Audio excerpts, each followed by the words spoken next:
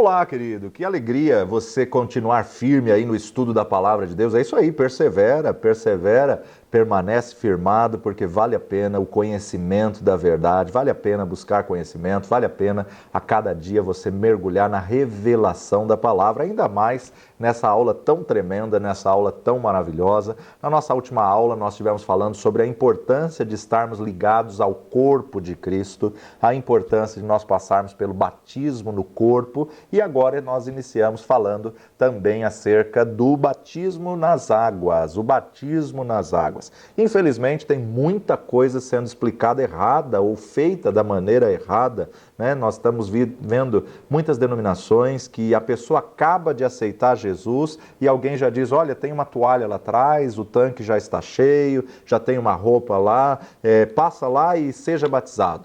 Isso, na verdade, é uma imprudência. Por quê? Porque a pessoa ir para frente numa questão emocional e entregar a sua vida a Jesus e não conhecer acerca do batismo no arrependimento e do senhorio de Jesus, não resolve o problema da vida da pessoa. Muitas vezes é naquele momento de emocionalismo, naquele momento de ímpeto, e a pessoa toma uma atitude, uma decisão, sem saber o que ela está fazendo.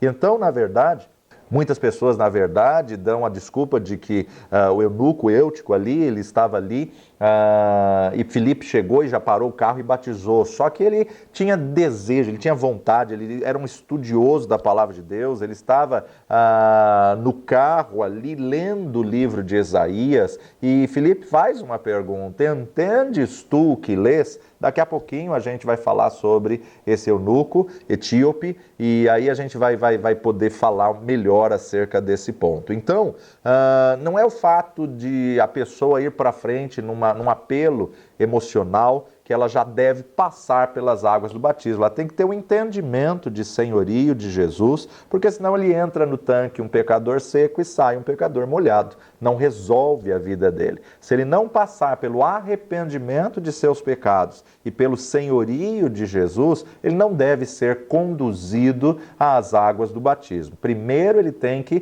passar pelo arrependimento dos seus pecados e depois, então, passar pela salvação através do senhorio firmado. E o que é ter o senhorio? É Jesus ser seu dono, é Jesus governar a sua vida, é você submeter à palavra do Senhor. Então a pessoa tem que ter o arrependimento, tem que ter o entendimento do que ela fez e ela tem que estar consciente da atitude que ela está tomando no mundo espiritual e para a eternidade ao ser batizada. Então há necessidade desse conhecimento. Por outro lado, nós sabemos que houve o derramar do Espírito Santo em Pentecostes e as pessoas começaram a ver aquilo e ser levadas à consciência de pecado e ao arrependimento, e aí perguntaram a Pedro, e agora o que faremos para ser salvos? Né?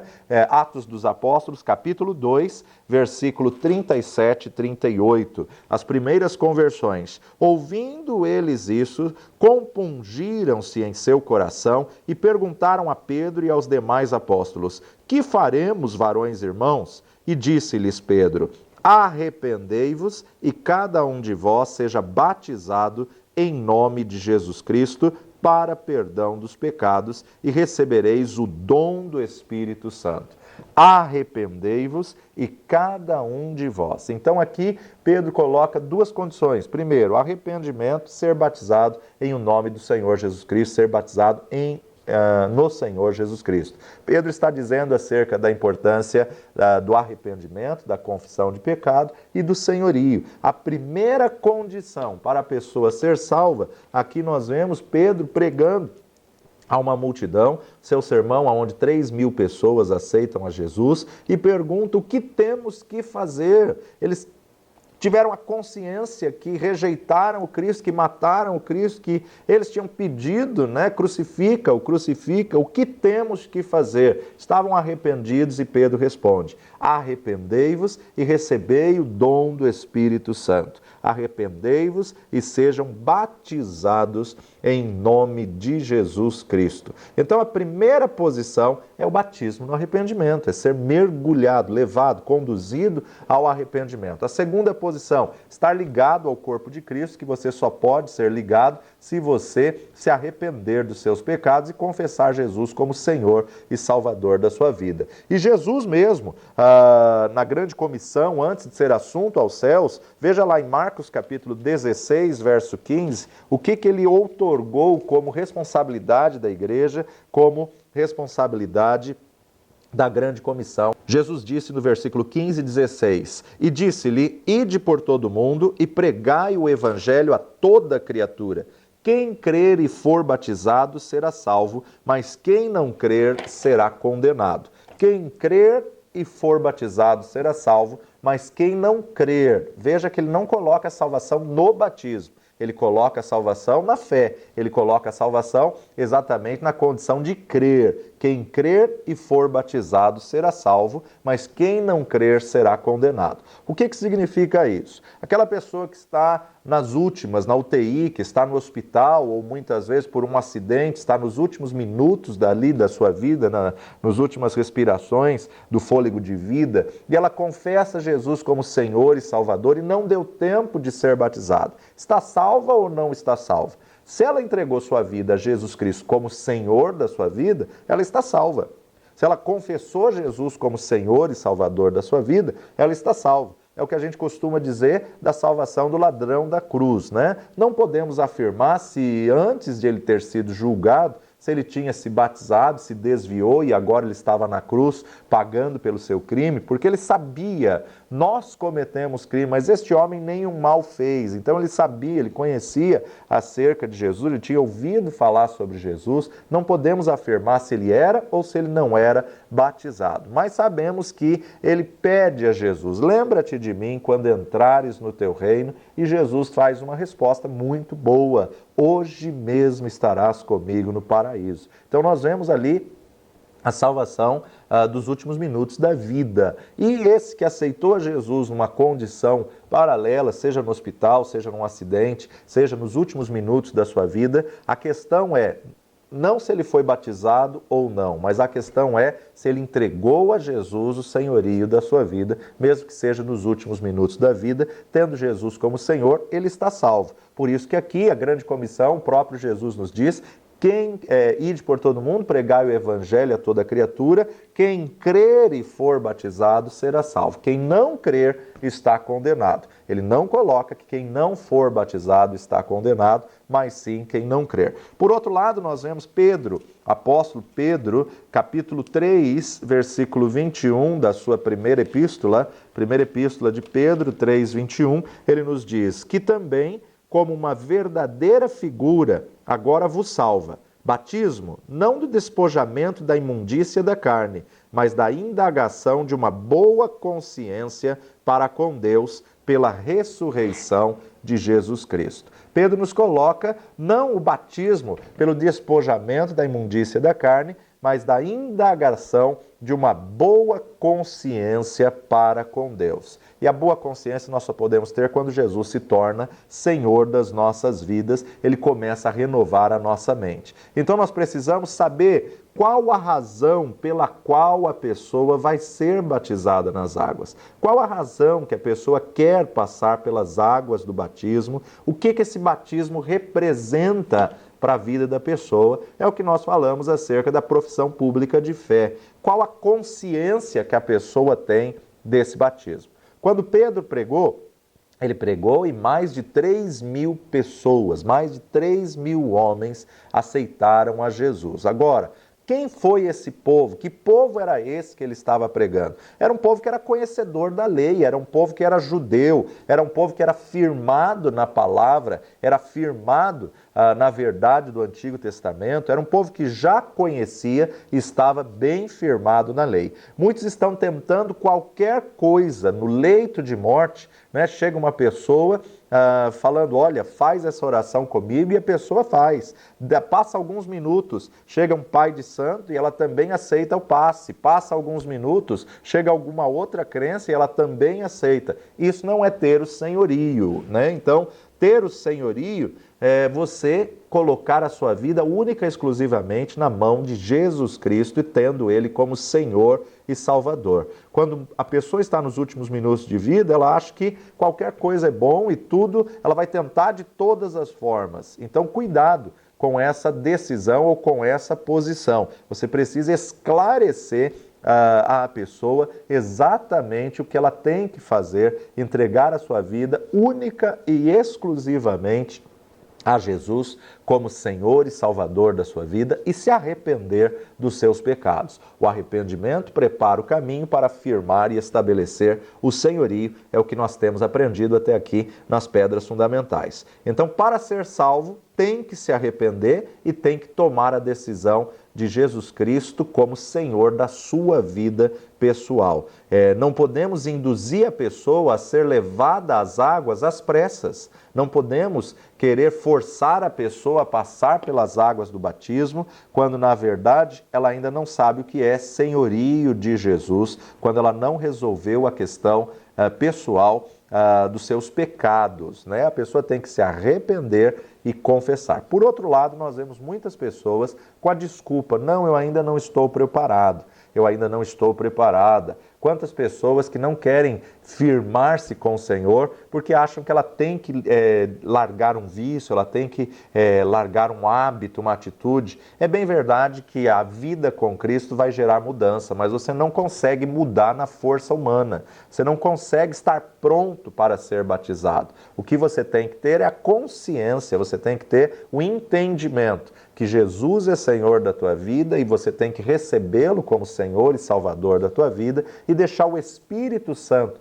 produzir uma mudança de dentro para fora. Essa mudança não acontece de fora para dentro. Não é a pessoa, não é o homem, não é o pastor, não é a denominação que vai te mudar, porque toda mudança humana ela é de fora para dentro, do exterior para o interior. Mas a mudança que Jesus produz, ela é de dentro para fora. Quando eu confesso Jesus como Senhor e Salvador, aí eu me arrependo dos meus pecados e estabeleço Jesus como meu Senhor da minha vida, e aí sim o Espírito Santo de Deus começa a gerar uma mudança dentro de mim. Então o batismo nas águas em si, ele não salva ninguém. Não podemos de maneira nenhuma colocar salvação no batismo. Não podemos garantir a salvação da pessoa só porque ela foi batizada. Por isso que nós não temos o direito de julgar a ninguém, porque não sabemos aquele que tem o senhorio e aquele que não tem, aquele que entregou a sua vida a Jesus como Senhor e Salvador. Aliás, vale até abrir um parênteses aqui para explicar isso. Muitas pessoas questionam: o crente pode perder a salvação? A questão não é se o crente pode ou não perder a salvação. A questão é se algum dia ele foi ou não realmente salvo. A questão é se algum dia ele realmente entregou a sua vida a Jesus como Senhor. Porque aquele que não consegue se firmar, aquele que ora está firme, ora está em alto, ora está embaixo, ora está montanha, ora ele está no vale, na verdade, ele não entregou sua vida a Jesus como Senhor ainda, ele não tem o senhorio. Então, ele se afastou, se desviou, voltou às práticas do pecado, aos hábitos do mundo. Ele nunca firmou no seu coração o senhorio de Jesus. Então, por isso que ele não conseguiu estar firmado na verdade da palavra de Deus, porque ele nunca estabeleceu o senhorio. Então, nós temos que olhar não para se ele perde ou não a salvação, mas se alguma vez ele foi salvo. Aí sim é onde nós estabelecemos o princípio da verdade da palavra de Deus. E ao batismo nas águas, qual é a sua forma? Qual é a fórmula? Evangelho de Mateus, capítulo 28, versículo 19, Mateus 28, 19 nos diz: portanto, ide, ensinai todas as nações, batizando-as em o nome do Pai, e do Filho e do Espírito Santo de Deus. Aqui no grego nos diz eisto onoma bapto, eisto onoma bapto, ou seja, mergulhado dentro do nome, dentro do nome do Pai, dentro do nome do Filho, dentro do nome do Espírito Santo de Deus. É tremendo nós entendermos essa verdade, porque em o nome do Pai, em o nome do Filho, em o nome do Espírito Santo de Deus, qual é o nome do Pai? O nome do Pai no Antigo Testamento, nós vemos que o nome é Senhor. Então veja comigo, Êxodo capítulo 15, versículo 3. Êxodo capítulo 15, versículo 3 nos diz: o Senhor é varão de guerra, Senhor é o seu nome. Isaías capítulo 42, verso 8, 42, 8, nos diz: eu sou o Senhor, este é o meu nome. A minha glória, pois, a outrem não darei, e nem o meu louvor às imagens de escultura. Então nós observamos aqui, em diversos textos, mostrando que o nome do Pai, revelado no Antigo Testamento, é Senhor. Já o profeta Jeremias, no capítulo 16, versículo 21, 16, 21, nos diz: portanto, eis que lhes farei conhecer, desta vez lhes farei conhecer a minha mão e o meu poder, e saberão que o meu nome é Senhor.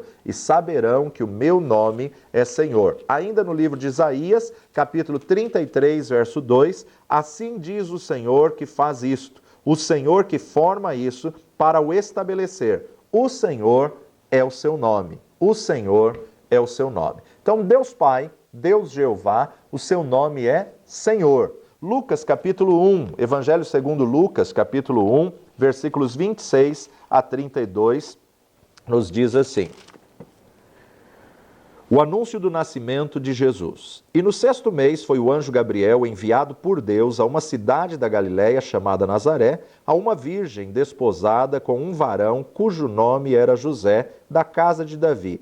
E o nome da virgem era Maria. E entrando o anjo onde ela estava, disse: salve agraciada, o Senhor é contigo, bendita és tu entre as mulheres. E vendo ela, turbou-se muito com aquelas palavras e considerava que saudação seria esta. Disse-lhe então o anjo: Maria, não temas, porque achastes graça diante de Deus. E eis que em teu ventre conceberás e darás à luz um filho, e por-lhe-ás o nome de Jesus. Este será grande e será chamado Filho do Altíssimo. E o Senhor Deus lhe dará o trono de Davi, seu pai, e reinará eternamente na casa de Jacó, e o seu reino não terá fim.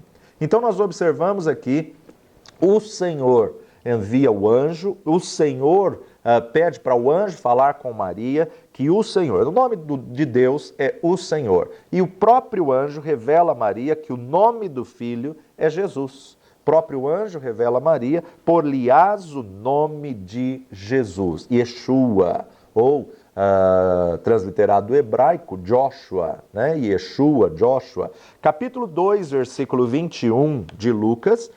E quando os 8 dias foram cumpridos para circuncidar o menino, foi-lhe dado o nome de Jesus. Foi-lhe dado o nome de Jesus, que pelo anjo lhe fora posto antes de ser concebido. Então vemos que o nome do Pai é o Senhor, o nome do Filho, Jesus. O nome do Pai, Senhor, e o nome do Filho, Jesus. Deus Filho, o Filho se chama Jesus. João vai nos revelar isso também em 1 João, na sua primeira epístola de João, capítulo 2, do 20 ao 27.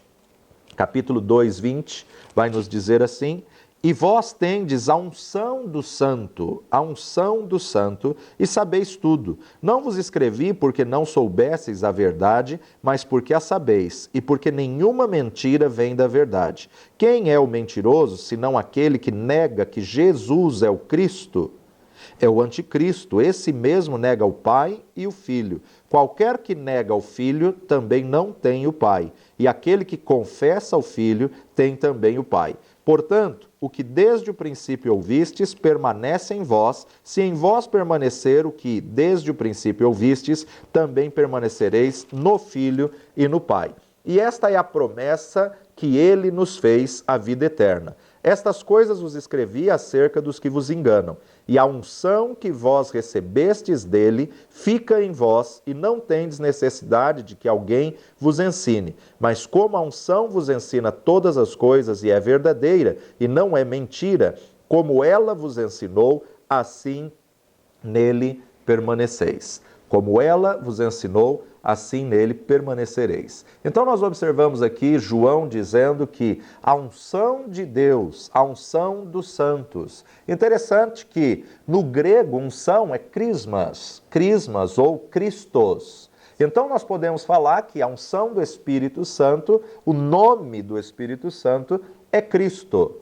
Podemos então concluir que, sendo batizado em o nome do Pai, Senhor, em o nome do Filho, Jesus, em o nome do Espírito Santo de Deus, Christos. Então, falando ser batizado em nome do Pai, do Filho e do Espírito Santo, é a mesma coisa que dizer ser batizado em o nome do Senhor Jesus Christos. Senhor, Pai, Jesus, Filho e Christos, o Espírito Santo. Então, a forma para ser batizado tem que ser batizado em o nome da divindade, em o nome da Trindade. Falar em o nome do Pai, do Filho e do Espírito Santo é a mesma coisa que falar Senhor Jesus Cristo. Quando você está falando Senhor Jesus Cristo, você está chamando a Trindade, você está citando a Trindade. Senhor, Pai, Jesus, Filho e Christos, o Espírito Santo de Deus. Então nós temos que ser batizados em o nome do Pai, do Filho e do Espírito Santo. Entendendo que o termo no original batismo é mergulhado, vocês têm que estar mergulhado dentro do nome de Deus Pai,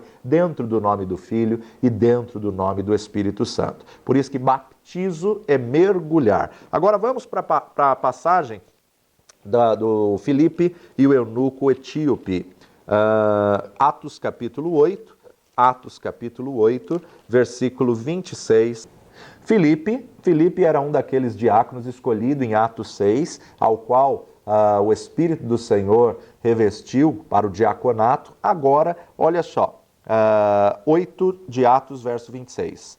E o anjo do Senhor falou a Filipe, dizendo: levanta-te e vai para a banda do sul, ao caminho que desce de Jerusalém para Gaza, que está deserto. E levantou-se e foi, e eis que um homem etíope, eunuco, mordomo-mor de Cândace, rainha dos etíopes, o qual era superintendente de todos os seus tesouros, e tinha ido a Jerusalém para a adoração.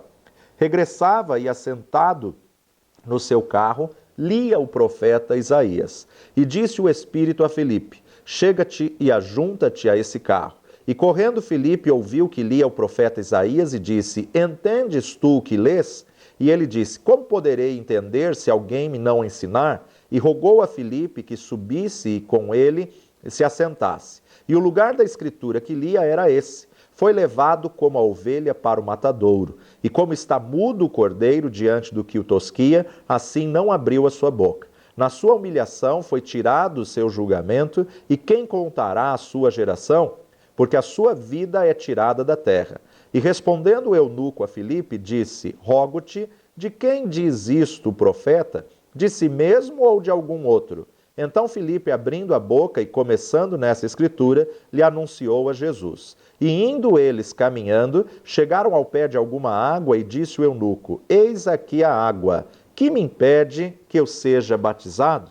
E disse Filipe: é lícito, se crês de todo o coração. E respondendo ele, disse: creio que Jesus Cristo é o Filho de Deus. E mandou parar o carro e desceram ambos à água, tanto Filipe como o eunuco, e o batizou. E quando saíram da água, o Espírito do Senhor arrebatou a Filipe, e não o viu mais o eunuco, e jubiloso continuou o seu caminho. E Filipe se achou em Azoto, e indo, passando, anunciava o evangelho em todas as cidades, até que chegou a Cesareia. Em primeiro lugar, esse homem estava interessado pela palavra de Deus. Esse homem está no carro, você sabe que naquela época não era barato ter um pergaminho, ainda mais o pergaminho do profeta Isaías. E esse pergaminho não era comum se levar em viagem, se levar aí numa carruagem, né? Ele foi juntamente com a rainha de Cândace. Ele era mordomo-mor, e nós observamos que esse homem está interessado na palavra, esse homem está lendo, né? A gente até costuma dizer que esse é o peixe que pula na rede, né? Porque ele já estava pronto para receber Jesus, e o Espírito do Senhor fala com Filipe, aproxima-se desse carro, ele entra nesse carro, e entendes tu o que lê? Isso nos mostra que o eunuco já conhecia a lei, já era um homem do coração voltado para Deus, e ele está lendo exatamente o texto que era uma cristofania, né? Como cordeiro mudo foi levado ao matadouro, entendes tu que lê? Como posso entender se alguém não me explicar? Esse homem está dizendo acerca de si mesmo ou acerca de algum outro? Filipe apenas complementou ali o ensinamento e apresentou Jesus, e ele então disse: o que me impede de ser batizado? E Filipe diz: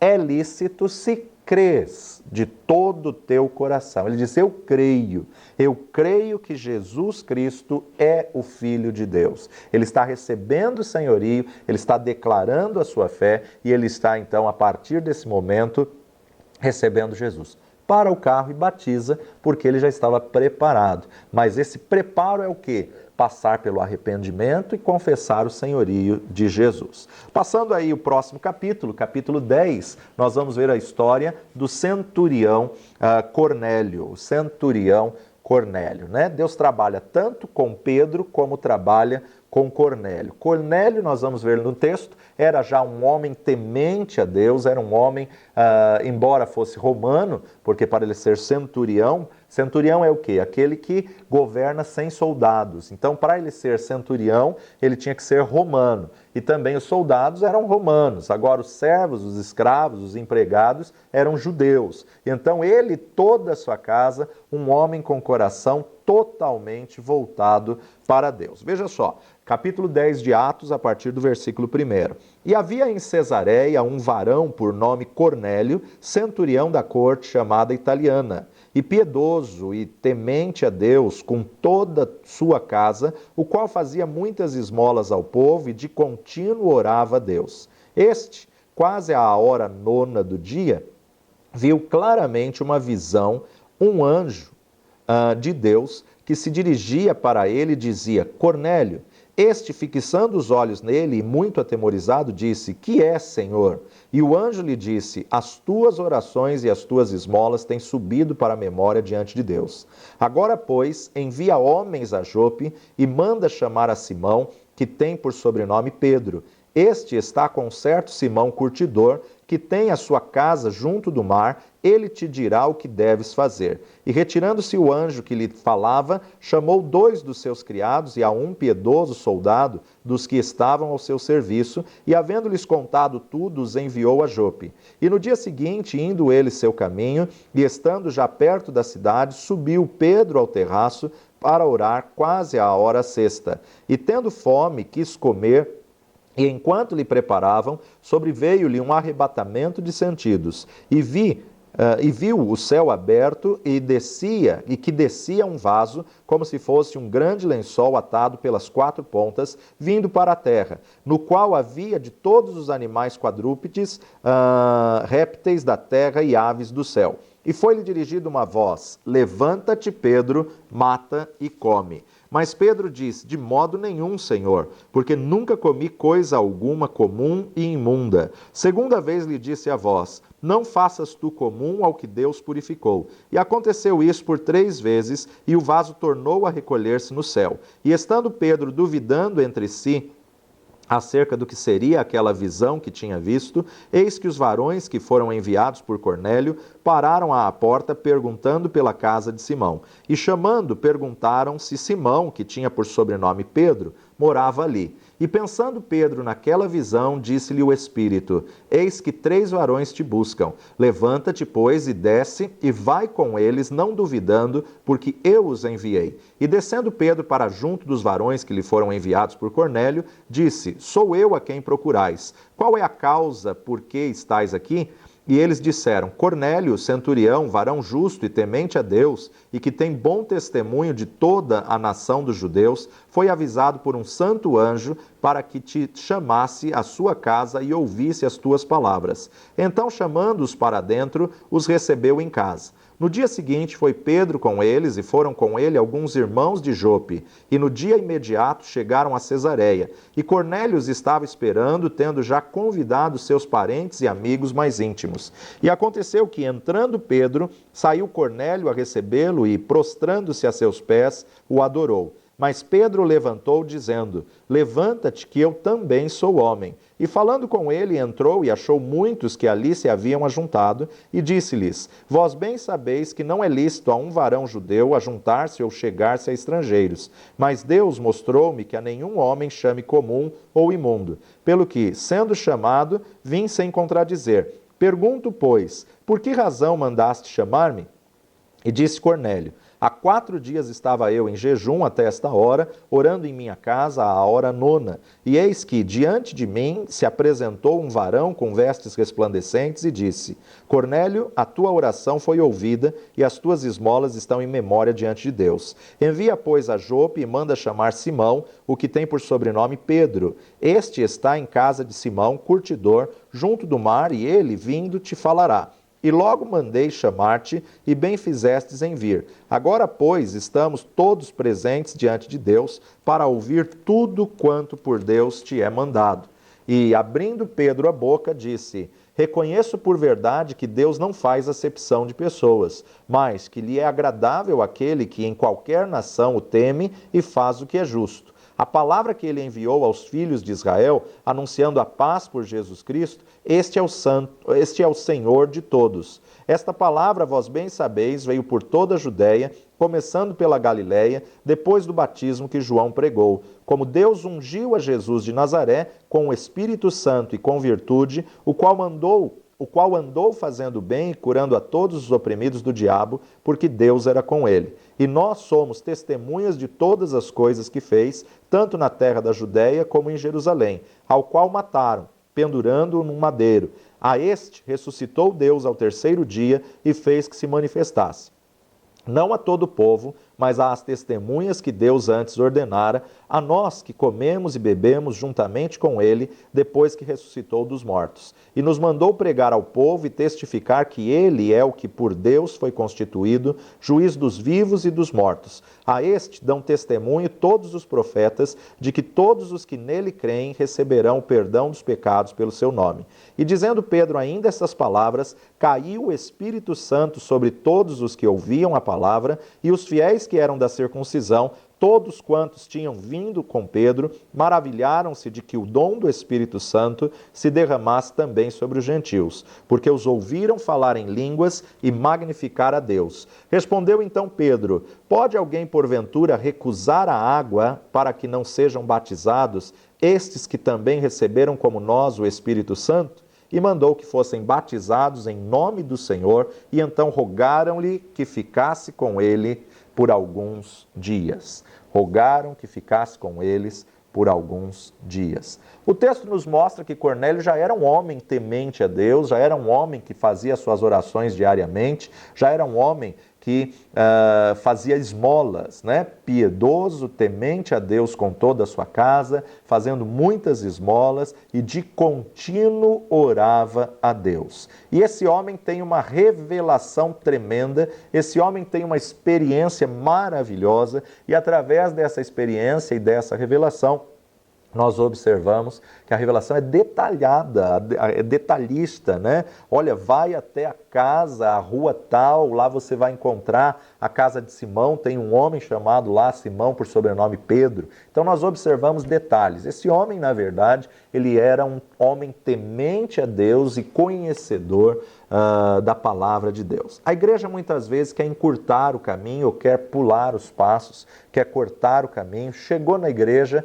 já quer que a pessoa passe pelas águas. É uma imprudência, porque ela não conheceu Jesus Cristo, ela não se arrependeu ainda, ela não entendeu ainda o que ela faz é pecado, o hábito e a prática de vida é pecado. Tem muitas pessoas que estão mais preocupadas em números do que na qualidade. Deus está preocupado com número, com qualidade. Então a importância de nós entendermos que só passar pelo batismo não resolve o problema. Muitas pessoas passam pelas águas do batismo e acham que está tudo resolvido e volta para o mundo, e volta para uma vida dissoluta e peca liberalmente. Tem muitas pessoas que chegam à igreja que a pessoa está chegando numa UTI espiritual e ela tem que tratar a situação da urgência, do imediato, mas ela não pode pular passos, ela não pode pular degraus. Batismo nas águas não salva ninguém. O batismo nas águas não melhora o problema da vida de ninguém. Assim também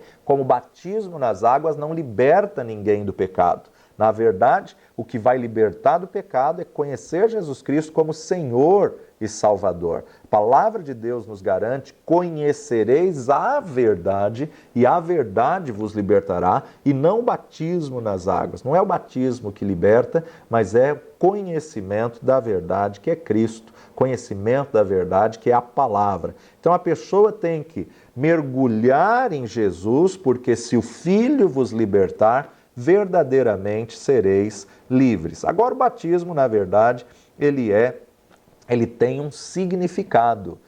O batismo nas águas não significa um novo nascimento. O novo nascimento é quando a pessoa ergue as mãos e confessa Jesus como Senhor e Salvador. Mas qual é, então, o significado do batismo nas águas, se não é o novo nascimento? Nós observamos um diálogo de Jesus com um homem que era um dos principais da sinagoga, um homem chamado Nicodemos, e que foi ver Jesus à noite para não colocar em risco a sua posição na sinagoga. Ninguém podia vê-lo procurando o rabi, procurando um mestre, Jesus, que estava ali na redondeza, na cidade. Evangelho de João, capítulo 3, Jesus instrui Nicodemos acerca do novo nascimento. Jesus vai nos trazer algo muito interessante nesse diálogo com Nicodemos. E havia entre os fariseus um homem chamado Nicodemos, príncipe dos judeus. Este foi ter de noite com Jesus e disse-lhe: Rabi, bem sabemos que és mestre vindo de Deus, porque ninguém pode fazer estes sinais que tu fazes se Deus não for com ele. E Jesus respondeu e disse-lhe: na verdade te digo que aquele que não nascer de novo não pode ver o reino de Deus. Aquele que não nascer de novo não pode ver o reino de Deus. Disse-lhe Nicodemos: como pode um homem nascer sendo velho? Porventura pode tornar a entrar no ventre de sua mãe e nascer? Jesus respondeu: na verdade te digo que aquele que não nascer da água e do Espírito, preste atenção nessa colocação de Jesus, aquele que não nascer da água e do Espírito não pode entrar no reino de Deus. O que é nascido da carne é carne, o que é nascido do Espírito é Espírito. Não te maravilhes de te ter dito: necessário vos é nascer de novo. Uma revelação tremenda que Jesus está dizendo: aquele que não nascer de novo não pode ver o reino de Deus. Aquele que não nascer de novo. E Jesus, no decorrer do diálogo, diz: o que nasce da água é carne, o que nasce do Espírito é vida. Nascer da água e nascer do Espírito. Por muitos e muitos anos isso foi explicado errado e até hoje nós temos aí algumas pessoas que explicam esse texto de uma maneira totalmente equivocada. O que Jesus está dizendo como nascer da água não é batismo. O nascer da água é o nascer natural, ou seja, Jesus está dizendo que toda criança, todo ser humano, ele é gerado numa bolsa d'água. Quando a bolsa d'água se rompe, então se nasce da água. E o nascer do Espírito é confessar Jesus como Senhor e Salvador da sua vida. Nascer da água significa, então, o parto natural. Ou seja, Jesus está colocando que a salvação não pode ser fora dessa esfera terrena, pessoal, material, carne e sangue. Jesus está dizendo que o Espírito não nasceu da água. Então a pessoa tem que ter o parto natural, ela tem que nascer da água. A bolsa d'água onde o feto é gerado se rompe e a criança nasce da água. Quando a bolsa d'água se rompe, houve um parto natural. Por isso até que o sinal de um novo nascimento, a confissão pública, a demonstração pública, também é nas águas do batismo, que é uma representação do nascer da água, tirado da água. Mas esse nascer da água que Jesus está explicando aqui no diálogo com Nicodemos é o parto natural. é quando se rompe a bolsa d'água da mulher e a criança vem ao mundo. Por isso que, se nós fizermos um paralelo do versículo 5 com o versículo 6, na verdade te digo que aquele que não nascer da água e do Espírito não pode entrar no reino dos céus. E aí, colocando aí o paralelo no versículo 6, com a primeira citação de Jesus, aquele que não nascer da água, no versículo 6 ele diz, o que é nascido da carne é carne. Então, o que nasce da água é carne. Isso é o parto natural. E o nascer do Espírito? Aí, então, a conclusão do versículo 6, o que nascer do Espírito é aquele que é espírito. O novo nascimento, ele é algo extremamente espiritual. Você confessar Jesus como Senhor e Salvador, o espírito estava morto e ele, na verdade, ele é revivido na tua vida. Nascer de novo. Quem era Nicodemos? Nicodemos era um fariseu, era um dos principais da sinagoga, era um judeu, e agora Jesus está confrontando um judeu. Quem era o povo de Deus no Antigo Testamento? Era o povo que tinha firmado uma aliança com Deus, na antiga aliança. Por ser judeu, eles tinham privilégios. Por ser judeu, ele tinha o sangue coberto pelo sacrifício. Ou seja, o pecado do Antigo Testamento era apenas coberto com sacrifício de sangue. E o que Jesus está, então, explicando a esse fariseu, príncipe da sinagoga, Nicodemos? Jesus está dizendo a ele, olha, agora nascer judeu não te salva mais. Nascer judeu não tem nenhuma acepção, nenhum benefício. Só ser judeu não está mais salvo. Agora necessário vos é nascer de novo. Que nascer é esse? Nascer do Espírito. Então, agora mudou. Só ser judeu não salva ninguém. Agora você precisa de uma experiência com o Espírito Santo de Deus, confessando Jesus, porque a palavra de Deus nos diz que ninguém pode dizer que Jesus é Senhor se não for pelo Espírito Santo de Deus. Então, o novo nascimento está relacionado aqui a confessar Jesus como Senhor e Salvador. E você só pode confessar Jesus como Senhor e Salvador se realmente você é movido pelo Espírito Santo de Deus. Então, o que Jesus está querendo falar nesse diálogo com Nicodemos, agora, só o ser judeu não salva ninguém. Agora você precisa nascer de novo porque o Espírito estava morto. E esse Espírito só é revivificado quando Jesus se torna Senhor da sua vida e você tem, então, um novo nascimento. Então, o batismo nas águas não é o novo nascimento. O novo nascimento tem que se dar antes de passar pelas águas. Porque você nasceu de novo, porque você se arrependeu dos seus pecados, porque você confessou Jesus como Senhor da tua vida, você tem que passar pelas águas. Mas você não tem que passar pelas águas para ser salvo. Você passa pelas águas porque você é salvo, você é uma nova criatura em Cristo Jesus. Romanos capítulo 6, a graça não nos deixa permanecer no pecado, antes nos livra do poder do pecado. Versículo 1 ao 7. Que diremos, pois? Permaneceremos no pecado para que a graça seja mais abundante? De modo nenhum. Nós que estamos mortos para o pecado, como viveremos ainda nele? Ou não sabeis que todos quantos fomos batizados em Jesus Cristo, fomos batizados na sua morte? De sorte que fomos sepultados com ele no batismo na morte, para que, como Cristo ressuscitou dos mortos pela glória do Pai, assim andemos nós também em novidade de vida. Porque, se fomos plantados juntamente com ele na semelhança da sua morte, também o seremos na da sua ressurreição. Sabendo isto, que o nosso velho homem foi com ele crucificado, para que o corpo do pecado seja desfeito, a fim de que não sirvamos mais ao pecado. Porque aquele que está morto está justificado do pecado. Então nós observamos aqui como que a graça opera.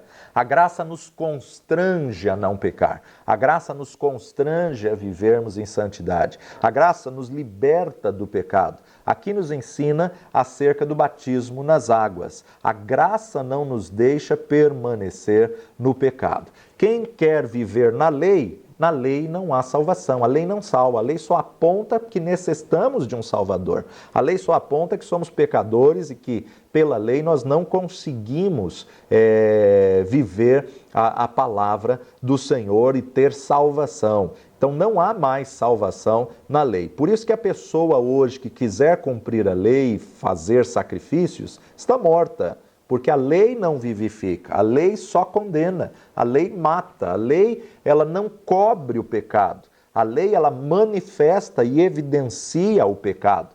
Uma das nossas matérias é a justificação pela fé. A justificação pela fé, ela vai explicar exatamente isso quando chegarmos nessa matéria. A lei aponta para a morte, a lei mata, a lei não te justifica. Hoje nós estamos na graça. Pela graça sois salvos por meio da fé. Isso não vem de vós, isso é dom, dádiva, presente de Deus. Aqueles que querem viver pela lei, eles anulam a graça, ou eles, na verdade, abrem mão do sacrifício que Cristo Jesus fez na cruz do Calvário. É o que está lá na carta de Paulo aos Gálatas. A lei ela não tinha função nenhuma a não ser mostrar o quão pecadores os homens são. Então, tanto é que pela lei ninguém se salva, porque de ano a ano eles tinham que fazer expiação pelo pecado, matando um cordeiro imaculado, sem mácula nem ruga, aonde na verdade, matando o cordeiro apenas para que o sangue inocente pudesse cobrir. Não apagava, não sanava, ele apenas cobria o pecado da pessoa. Então a lei, ela não tem a função de perdoar, apagar, redimir, não tem função nenhuma. A única função é mostrar que o homem por si mesmo, ele é incapaz de guardar a lei e de ser salvo. Por isso, Gálatas capítulo 2, versículo 20, Paulo nos diz: já estou crucificado com Cristo e vivo não mais eu, mas Cristo vive em mim, e a vida que agora vivo na carne, vivo-a na fé do Filho de Deus, o qual me amou e se entregou a si mesmo por mim. Já estou crucificado com Cristo. Aqui está exatamente o significado do batismo. O batismo é uma identificação com Cristo. Quando entramos nas águas batismais, nós estamos representando que entramos no mundo, que é 2/3 de água e 1/3 de solo. Estamos representando que estamos no mundo. Mas quando nós estamos nas águas batismais, nós estamos nos identificando com Cristo. Quando a pessoa é submersa nas águas, isso representa que ela está morrendo com Cristo e sendo sepultada com Cristo, mas a hora que ela é erguida, ela é ressuscitada com Cristo. Esse é o significado do batismo, o simbolismo do batismo. Fomos crucificados com Cristo. Vamos voltar para Romanos capítulo 6, versículos 6 e 7. Sabendo isso, que o nosso velho homem foi com ele crucificado, para que o corpo do pecado seja desfeito, a fim de que não sirvamos mais ao pecado. Porque aquele que está morto está justificado do pecado. Aquele que está morto com Cristo está justificado do pecado. Romanos capítulo 8, versículo 10 nos diz: e se Cristo está em vós, o corpo na verdade está morto por causa do pecado, mas o Espírito vive por causa da justiça. Segundo Pedro, capítulo 1, versículo 4. Segunda epístola de Pedro, capítulo 1, versículo 4. Pelas quais ele nos tem dado grandíssimas e preciosas promessas, para que por elas fiqueis participantes da natureza divina, havendo escapado da corrupção que pela concupiscência há no mundo. Havendo escapado da corrupção que pela concupiscência há no mundo. E ainda em Colossenses capítulo 2, versículos 11 e 12, Colossenses 2, 11 e 12, Paulo nos diz: no qual também estáis circuncidados com a circuncisão, não feita por mão no despojo da carne, no despojo do corpo da carne, a circuncisão de Cristo. Sepultados com ele no batismo, nele também ressuscitastes pela fé no poder de Deus, que o ressuscitou dos mortos. Então, batismo representa sepultamento. Batismo representa identificação, sepultamento e morte. Então, quando eu sou levado ao batismo, isso é uma simbologia de eu me identificar com Jesus na sua vida, na sua morte, crucificação sepultamento e na sua ressurreição.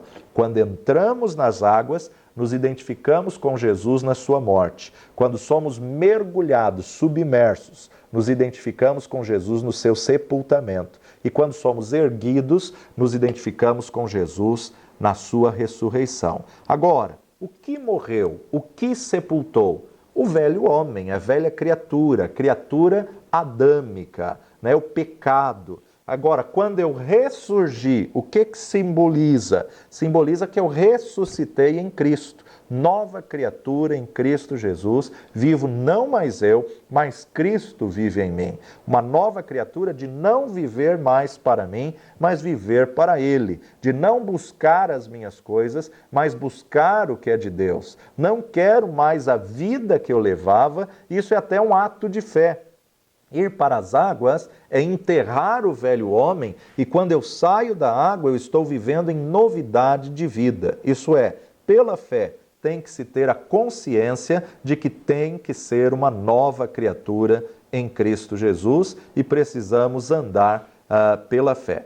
Por que Jesus não batizou ninguém? Porque o batismo representa a morte e Jesus nunca teve a sua pessoa coligada à morte, né? Batismo simboliza morte, Jesus não veio trazer morte, Jesus veio trazer vida. Ele em si mesmo nunca batizou ninguém. Seus discípulos sim, batizaram e batizaram muitas pessoas. Então nós fomos batizados em Cristo Jesus. Temos que entender que isso é o que Paulo está querendo dizer quando ele diz um só batismo. Não fomos batizados na denominação. Fomos batizados em Cristo Jesus. Esse batismo é através da fé no que Deus fez através do sacrifício de Cristo Jesus. Agora, o cristão que sai dessa sepultura, sepultados com ele no batismo, ele tem que ressurgir e andar em novidade de vida pelo poder do Espírito Santo. Nem sempre o batismo nas águas vem antes do batismo do Espírito Santo. Como você vê o caso